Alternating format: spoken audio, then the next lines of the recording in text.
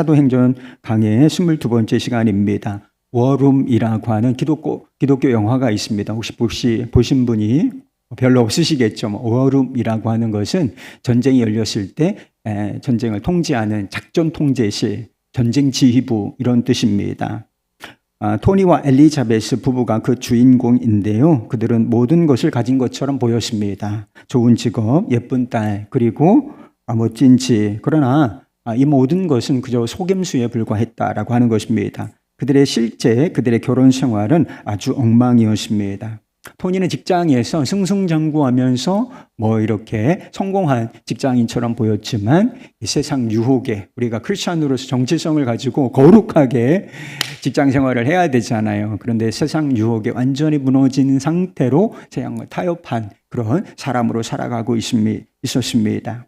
엘리자베스도 가중되는 결혼 생활의 상처와 쓴뿌리 이것을 어찌할 수가 없어서 그저 체념하고 살아가고 있는 상황이었어요. 그런데 이 삶의 전환점이 하나 생기는데 그것은 엘리자베스의 고객인 클라라를 만나면서부터 인생의 전환점을 맞이하게 된다는 것입니다. 연로하고 지혜로운 클라라는 엘리자베스에게 그렇게 도전을 해요. 더 이상 남편과 싸우지 말고, 여러분들에게도 도전합니다. 더 이상 남편과 아내와 싸우지 말고 이제 가정을 지키기 위한 진짜 싸움을 하라, 이렇게 권면을 한다는 것입니다. 그 진정한 싸움의 장소가 어디인가? 바로 기도의 골방을 의미하는 것이었어요. 기도의 골방, 이게 워룸, 여기에서 진정한 삶의 승패, 이것이 결정된다라고 하는 것입니다. 그래서 이 토니와 엘리자베스 부부가 이 워룸을 만들어서 기도하기 시작하고 그들의 삶에 가득하였던 문제가 패배로 끝나지 아니하고 승리를 얻게 된다는 이런 내용, 이것이 바로 워룸이라는 영화의 내용인 것입니다. 여러분도 인생의 전환점을 찾고 이렇게 답답하니까 이대로 가면 뭔가 좀 안 되겠다, 뭔가 새로운 터닝 포인트가 필요하다고 느끼고 계신가요? 삶의 위기가 있어서 이 위기를 벗어날 길을 찾고 계십니까? 여러분, 그러면 기억하실 것이 있어요. 진정한 승리는 워룸, 기도의 골방, 찬양의 골방에서 시작된다는 사실을 꼭 잊지 않으시기를 바라겠습니다. 바울 일행이 길을 막으시고 여신한 성령님의 인도하심을 따라서 마게도냐로 가죠. 그 첫 성읍이 빌립보인데 빌립보에서 복음 전도를 시작합니다. 일행이 기도하는 곳을 찾다가 자주색 옷감 장사인 루디아라고 하는 여인을 만나고 성령께서 그의 마음을 여시고 복음이 들어가게 하시고 그러므로 말미암아 그와 그의 온 가족들까지 예수를 믿게 되는 이런 역사가 일어났다고 했습니다. 출발이 참 좋죠. 우연인 것처럼 보이지만 성령께서 다 계획하시고 이제 한 집안 전체가 예수를 믿게 되고 빌립보 교회가 탄생하는 이런 순간이 찾아왔으니 참 출발이 좋다, 이렇게 이야기할 수가 있어요. 그런데 문제는 얼마 안 가서 이 선교팀 일행이 큰 고난과 위기에 직면하게 된다는 것입니다. 성령의 인도하심을 받아도 이렇게 인생의 어려운 문제는, 사역의 어려운 문제는 얼마든지 찾아올 수 있다는 것을 성경이 솔직하게 보여주고 있는 것입니다. 일행이 기도하는 곳으로 가다가 이번에는 점치는 귀신 들린 여종을 하나 만나는데 이 여종은 어떤 사람이냐? 정말 귀신이 들려서 무당도 진짜가 있고 가짜가 있다고 그러죠. 그래서 배워서 하는 게 아니라 진짜 귀신이 들려가지고 점을 치는데 점이 잘 맞았던 모양이에요. 그래서 이 주인이 있었는데 주인들에게 큰 어떤 돈을 벌어주는 그런 상황이었습니다. 여종이 바울을 보자 소리를 치면서 뭐라고 말하느냐? 이 사람은 지극히 높은 하나님의 종으로서 구원의 길을 너희에게 선하는 자라고 외친다는 것입니다. 귀신이 사람 볼 줄을 알았던 거예요. 진짜 귀신이 들렸기 때문에 이제 귀신같이 맞췄던 거죠. 말은 맞는 말이잖아요. 이게 말은 맞는 말인데 바울이 설교하는 곳에, 전도하는 곳에 따라다니면서 이렇게 큰 소리로 막 외친다고 한번 생각해 보세요. 지금 밖에서 지금 공사를 하는 모양이에요. 두두두두두두두두 이런 소리가 들려요. 신경 쓰이죠? 그런데 여기에서 어떤 인격체가 와가지고 막 큰 소리로 막 이 사람에 대해서 떠들고 소리를 친다고 한번 생각해 보십시오. 그러면 복음이 전해질 수가 있겠습니까? 복음이 전해지기 어려운 상황이 되어버렸기 때문에 바울이 괴로워하다가 내가 예수의 이름으로 명하노니 귀신아 떠나가 찌어다, 이렇게 해서 귀신을 내쫓았다라고 하는 것입니다. 요정의 점을 치실게요. 이제 점치는 귀신이 들렸기 때문에 귀신같이 맞췄던 거예요. 근데 그 귀신같이 맞췄던 그 귀신이 떠나갔습니다. 그래서 어떻게 됐겠어요? 이제 점이 안 쳐지는 거예요. 점을 칠 수가 없는 그런 상황이 벌어지게 되고 그 주인들의 소득원이 끊어지게 되는 이런 일이 발생하지 않았겠습니까? 수입원이 끊어진 주인들은 바울과 실라를 상관들에게, 그 지역의 치안을 담당하는 상관들에게 고발을 해요. 20절, 21절 말씀입니다. 이 사람들이 유대인인데 우리 성을 심히 요란하게 하여 로마 사람인 우리가 받지도 못하고 행하지도 못할 풍속을 전한다 하거늘. 저들 유대인과 우리 로마인은 구분을 짓고 있잖아요. 대척점에 이렇게 세우고 있는 것을 보게 되는데 아마 이 당시에 로마인들 안에, 로마 식민권을 가지고 있는 사람들 안에 유대인들을 반대하는 반유대 정서, 지금도 이런 게 있어요. 그리고 이 반유대 정서는 막 굉장히 팽배했던 이 히틀러가 왜 유대인을 홀로코스트에서 600만이나 되는 이 유대인들을 학살했는가? 반유대, 유대인들을 경멸하는 마음이 있었기 때문에 그리하였다 라고 하는 것입니다. 그런데 이런 반유대 정서, 그런 것이 있었다. 또는 유대인들을 깔보는 정서가 있었던 것이죠. 돈벌이 수단을 잃어서 분노하고 있다는 게 진짜 이유인데 우리 수입을 잃었어. 돈을 못 벌게 됐어. 저 사람 때문이야.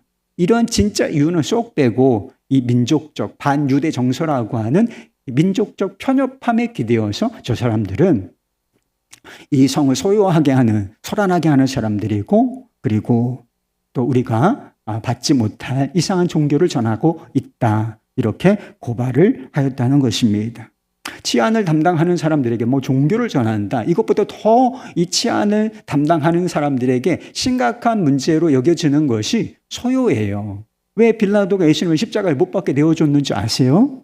무죄하다는 것을 알면서도 막 폭동이 일어날 것 같으니까 이 식민지를 통치하는 총독에게는 이것을 안정화시키고 그냥 무탈하게 지역을 다스려야 되는데 이게 폭동이 일어날 것 같으니까 그들이 원하는 대로, 니들이 원하는 대로 해. 그리고 죄값은 니들이 다 받아.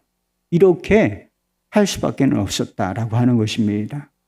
그래서 이게 대단히 골치 아픈 문제였기 때문에 또 이민족이라 하는, 저들이 유대인이라 좀 자신들이 깔보고 있는 유대인들이라고 하는 이유로 쉽게 생각했는지 신문과 재판 과정도 거치지 않고 즉결 처분을 내려요. 매질을 하라고 하는 것입니다. 심하게 매질을 하고 태형이라고 하는 게 있었어요. 때리는 거죠. 우리도 옛날에 곤장 형 내리잖아요. 그래서 100대쯤 때리면 죽는데요. 그래서 하여튼 이렇게 심히 매질을 하고, 그리고 그들을 감옥에 가두고 착고라고 하는 것 있죠. 쇠사슬로 그들을 내어두어 단단히 지키게 했다는 것입니다.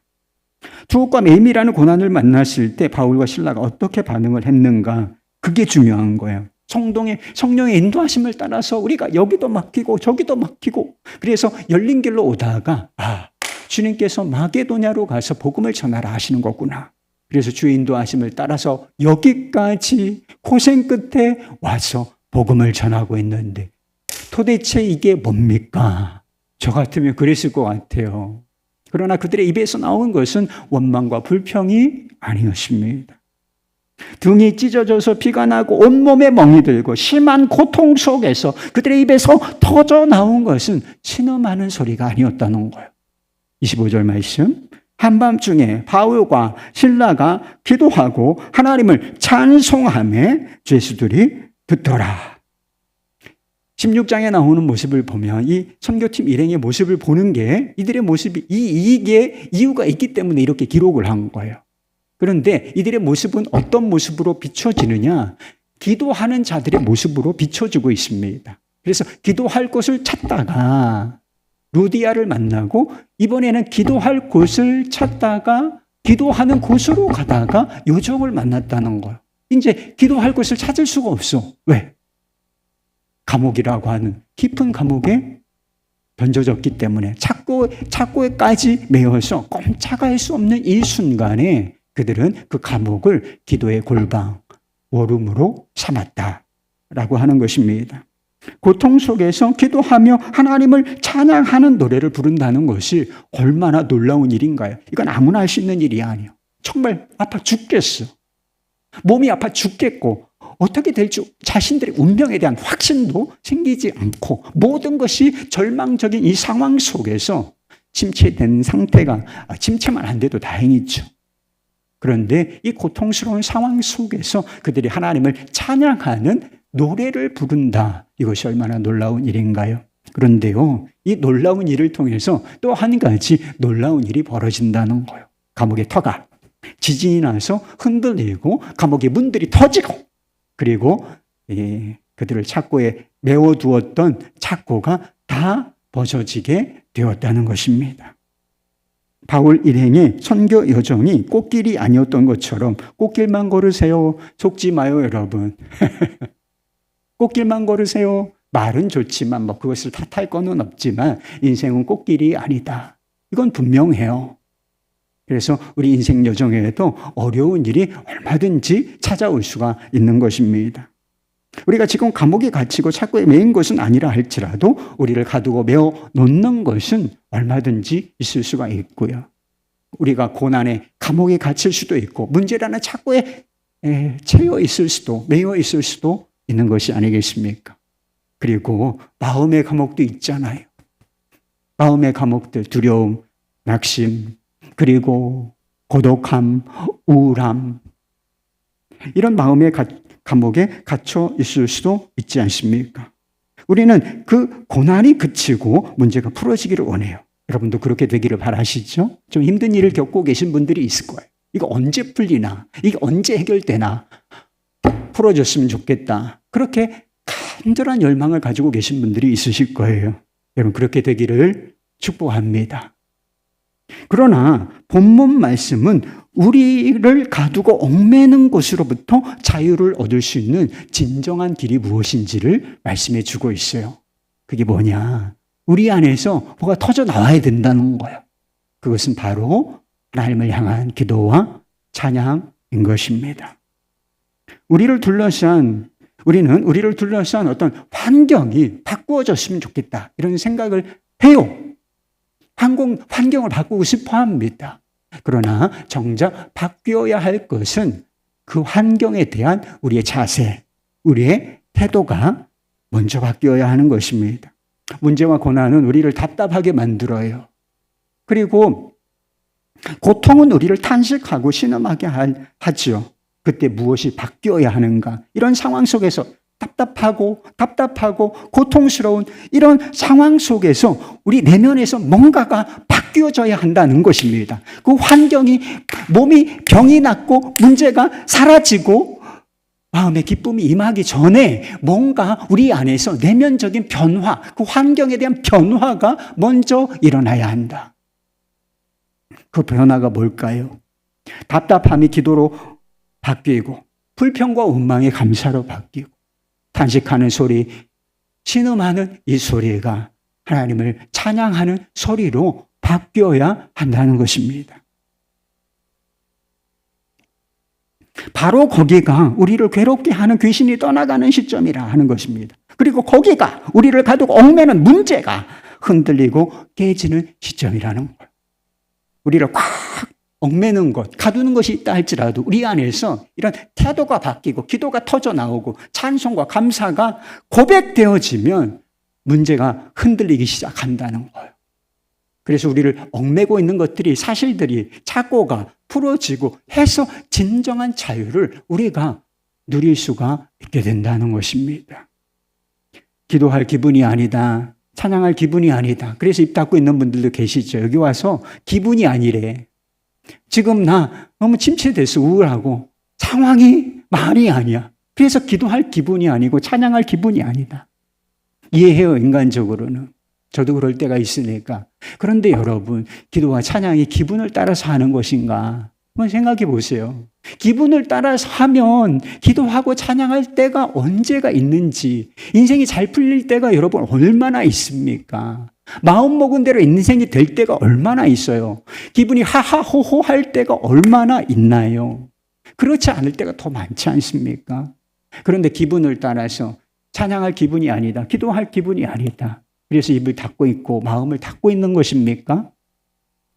여러분, 기도와 찬양은 기분을 따라서 하는 것이 아니라 이 사도 바울과 이 선교팀 일행처럼 이 기도하러 장소를 찾아가잖아요. 기도하러 가다가 사람을 만나지 않습니까?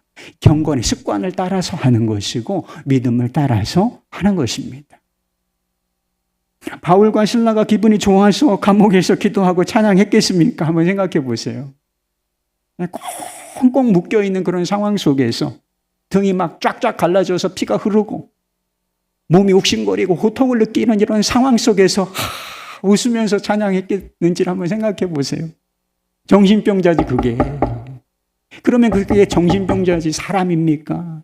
그들이 즐거워서 기뻐서 찬양을 한 게 아니고 믿음으로 그 감옥 속에서 그 어두운 환경 속에서도 하나님을 바라보고 하나님을 바라보니 기도가 찬양이 나왔다라고 하는 것입니다.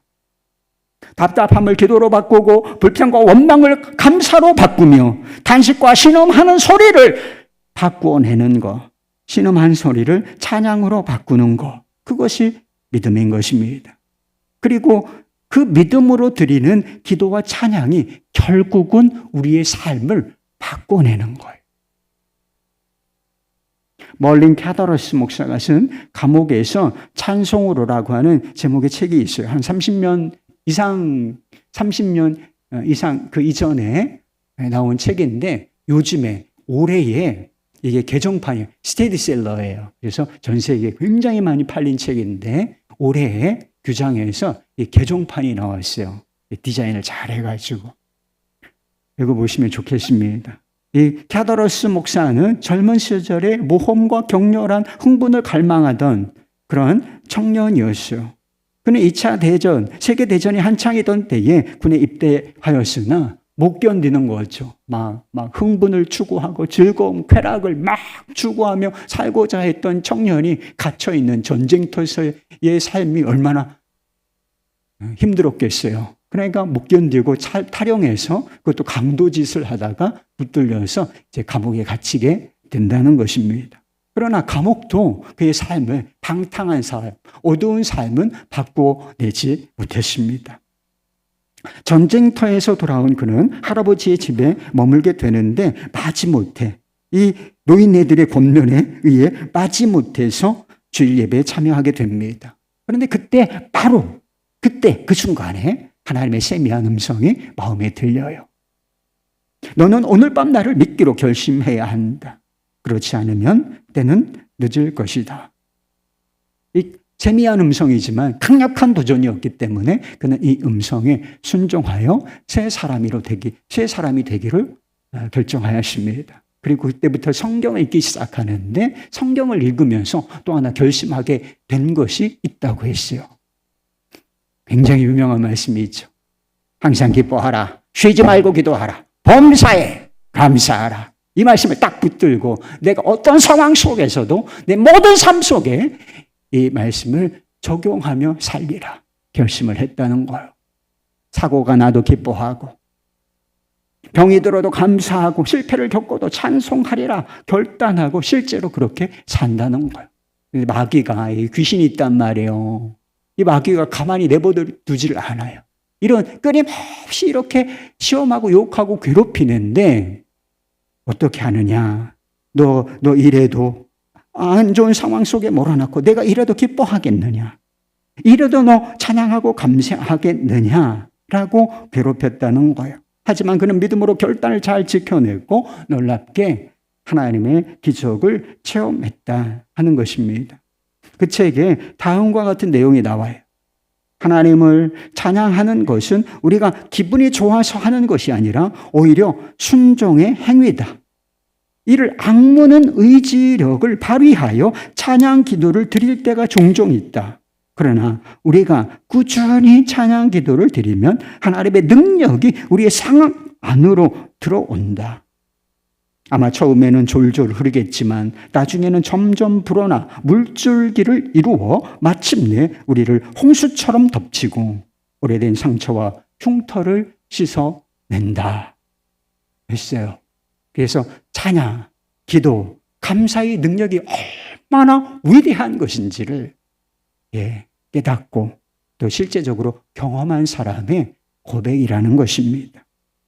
사무엘 블랭글러라고 하는 사람이 있는데 이 구세군의 성도인데 이 사람은 많은 그리스도인들에게 이 거룩한 삶에 성화의 삶에 도전을 준 인물이었습니다. 그런데 그가 한때 우울이라고 하는 깊은 감옥 속에 갇혀 있었던 때가 있었다는 거예요. 그는 자신에 대해서 이렇게 기록하였습니다. 내가 전에 느끼지 못했던 무서운 흑암과 우울증이 나에게 엄습해 왔다. 나는 무덤을 향해 끝없이 달리는 것 같이 느껴졌다.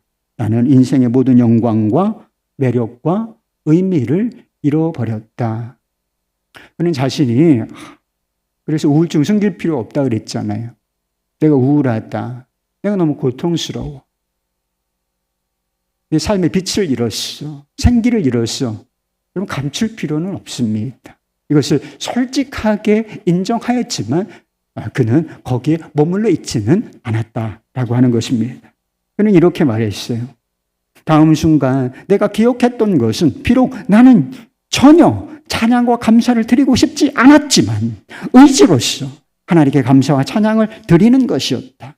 나의 감정은 우울증과 흑암으로 완전히 뒤덮여 있을 뿐 아무것도 느낄 수 없었다.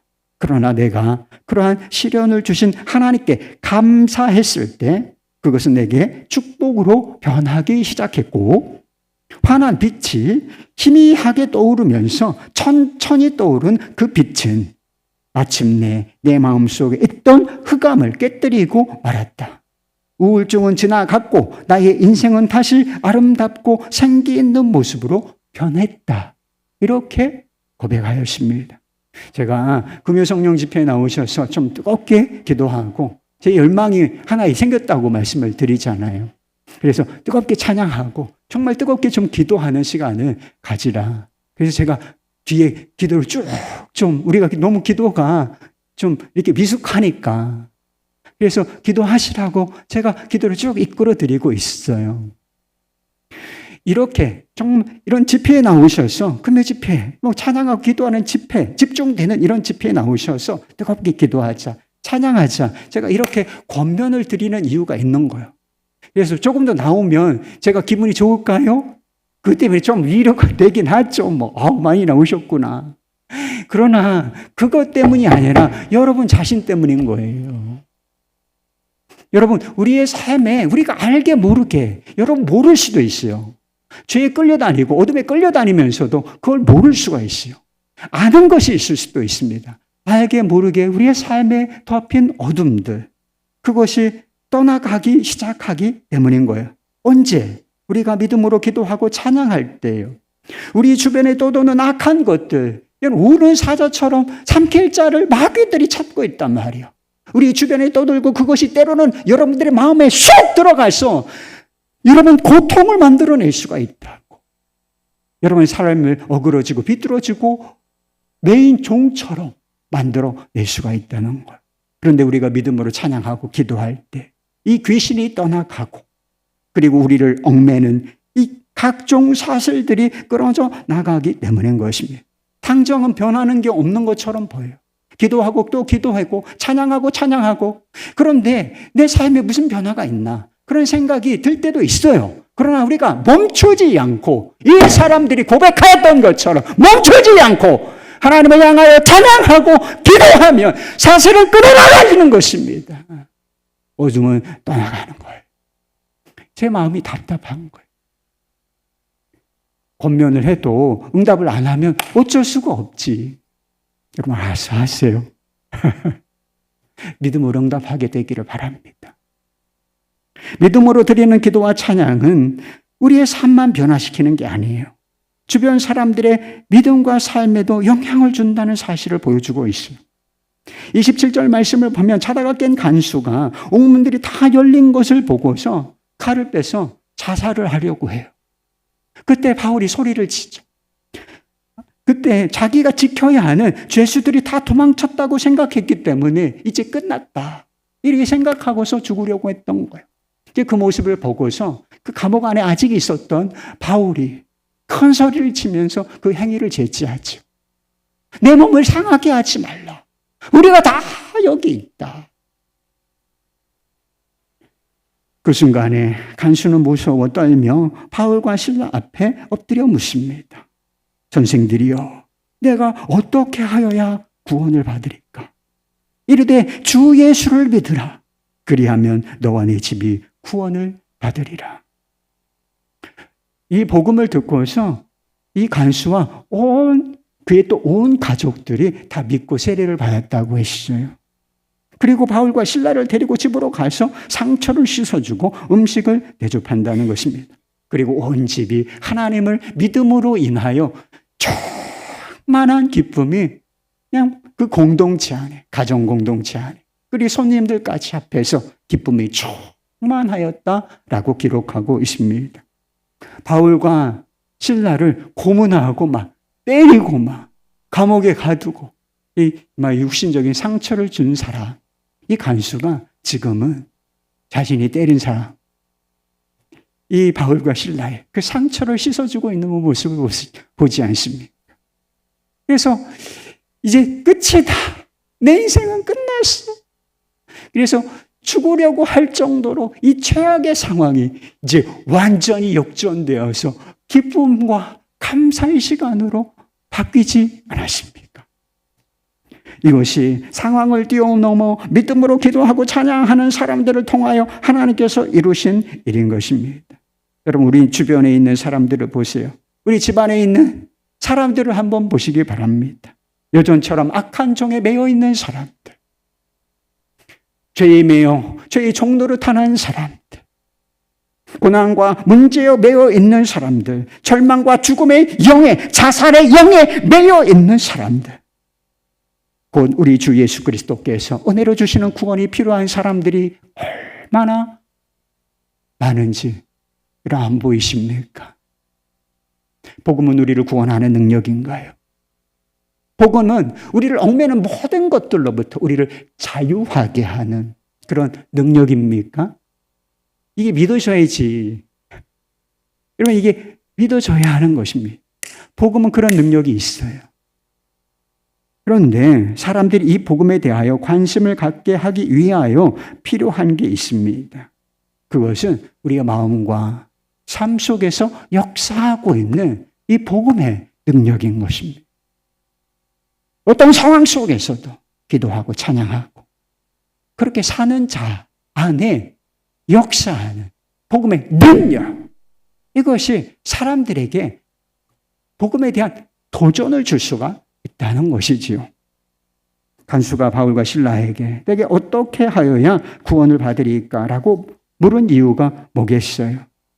그들을 가두었던 옥문이 열리고 그들을 메어 두었던 착고가 다 풀려난 것을 눈으로 보았기 때문이라 하는 것입니다. 좀 전에 소개해드렸던 감옥에서 찬송으로라고 하는 책에 짐이라는 청년의 이야기가 나와요. 짐. 그의 아버지는 알코올 중독자였어요. 알코올 중독에 빠진 것, 알코올 중독뿐만 아니라 무슨 약물 중독, 마약 중독, 무슨 성 중독, 중독이라고 하는 이름을 붙은 거는 스스로는 못 끊습니다. 그래서 중독이라고 부르는 거예요. 그래서 이 어머니와 이 아들이 아버지 알코올 중독, 이 파괴적인 삶을 살고 그러고 가족들이 고통을 당하고 있는데 이 상황에서 벗어나도록 아버지가 변화되도록 위해서 기도를 했다는 것입니다. 그러나 아버지는 쉽게 변하지 않았다는 거예요. 그런데 어느 날 짐이 설교를 듣다가 감사하고 찬양하라고 하는 메시지를 듣고서 깨달은 바가 생겼어요. 지금까지 아버지가 변화되기만을 바랐지 내가 감사한 적이 없구나.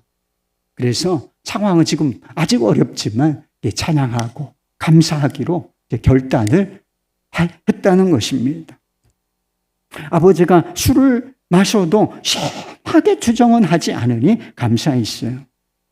술을 마시다가 쓰러져도 길거리에 쓰러져 누운 게 아니라 집에 와서 쓰러지시니 그래도 안전하다. 그래서 감사했다는 것입니다.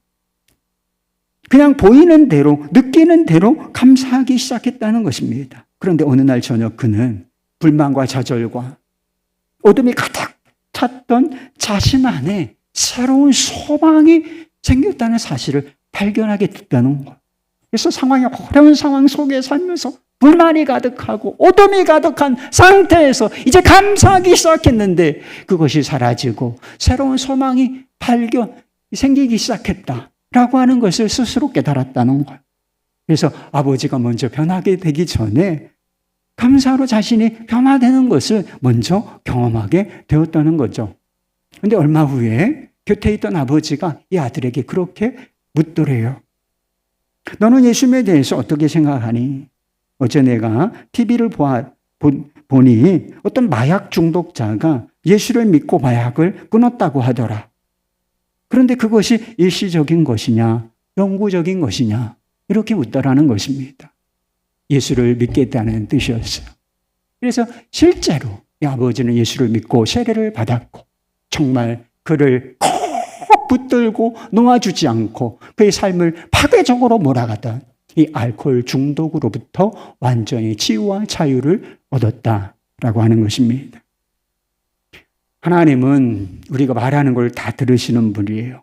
그래서 우리 마음속에서 나오는 소리, 그리고 우리 입에서 나오는 소리를 다 들으시는 분이십니다. 그렇다면 여러분은 하나님께 어떤 소리를 들려드리고 싶으신가요? 바울과 실라가 감옥에서 기도하고 찬양할 때 곁에 있었던 죄수들도 그것을 다 들었더라고 했습니다. 여러분은 여러분과 함께 있는 사람들, 가족 공간, 가정이라는 공간에서 함께 있는 사람들도 있고 주변에 많은 사람들이 함께 있을 터인데 함께 있는 그 사람들에게 어떤 소리를 들려주고 싶으십니까? 온갖 죄와 어둠에 매여서 내가 어떻게 하여야 이곳에서 벗어날 수 있을까? 내가 어떻게 하여야 구원을 받을 수 있을 것인가? 이렇게 몸부림치며 절규하는 사람들에게 여러분은 도대체 어떤 소리를 들려주고 싶습니까? 믿음에서 나오는, 상황을 뛰어넘는 믿음에서 나오는 찬양, 기도와 찬양 소리를 들으시게 하고 그들에게 들려주시기를 바라겠습니다. 주 예수를 믿으라. 주 예수를 믿으라. 그리하면 너와 내 집이 구원을 얻으리라. 모든 내어 있는 것들이 주 예수 그리스도 이름으로 풀어질지어다. 아멘.